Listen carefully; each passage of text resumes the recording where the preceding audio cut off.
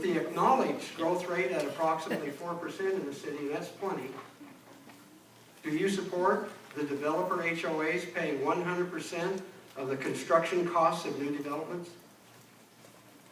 You're talking about impact fees and so forth? If you want to put that in there, I am. Okay. Well, I look at it this way. First of all, growth. Everybody wants to move to St. George.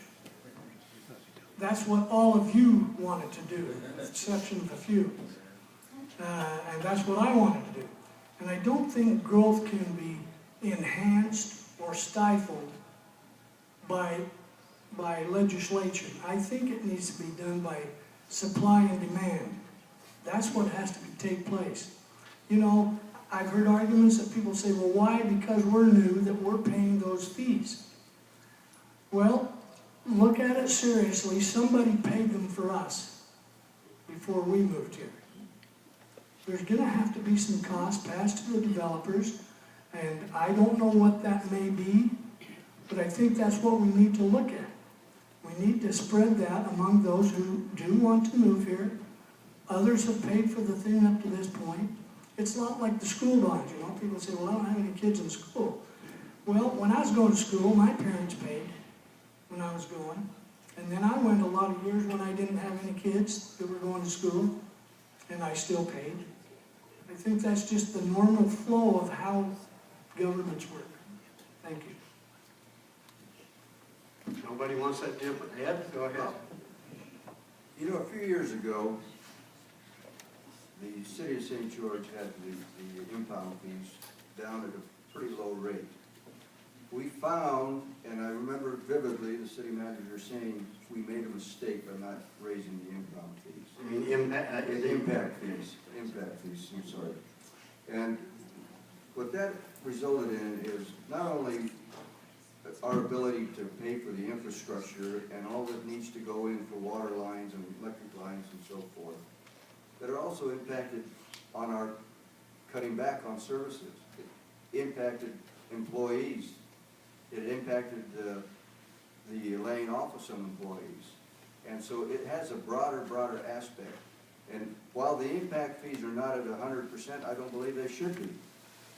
We need to have a little breathing room in between the top and what the 100% cost would be.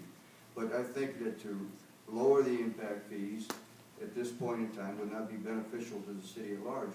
We are struggling because we are growing so fast, the infrastructure has to be paid for. The water lines don't generate funds until after the water is running through the lines. That means we have to have the money to build them to begin with. So while we may not like it, you hear other communities speak to those issues, but it's important we understand that we have a responsibility, and the new people that move in should be paying for a portion of this development, not those that have been here for years that have already paid for the development that's taking place. Thank you. Thank you very much. Let's have a question from the audience. Can I get that, just Barry, Jerry? Sure. Because impact fees is something, the state legislature took those away from the cities back in when I first became mayor, and I spearheaded a group to have all the elected officials and others that had impact fees in their community to call the governor to have him veto the bill. It passed both houses, and it was run by realtors and builders, basically, were the ones that were heading up those two houses. And they told me that I had a chance, like a snowball's chance in hell, of getting him to veto the bill.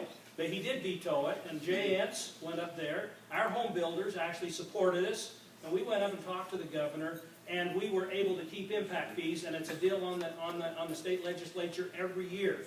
We've never charged 100% of our impact fees because we don't know what those impact fees may be, but an impact fee basically is that piece of property buying into a certain level of service in the city. Certain water, certain police and all that. A new house requires an infinitesimal more road, fire, parks, all the different things that we have impact fees for.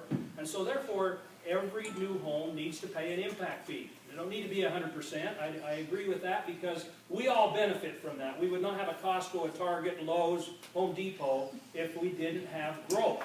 And growth has to come, and so we're benefiting from those businesses and those things in our community by having the growth come in. So therefore, that's the portion that we pay. we do studies every so often to make sure that our impact fees are appropriate and that they're they're cost effective and they're not overly burdensome.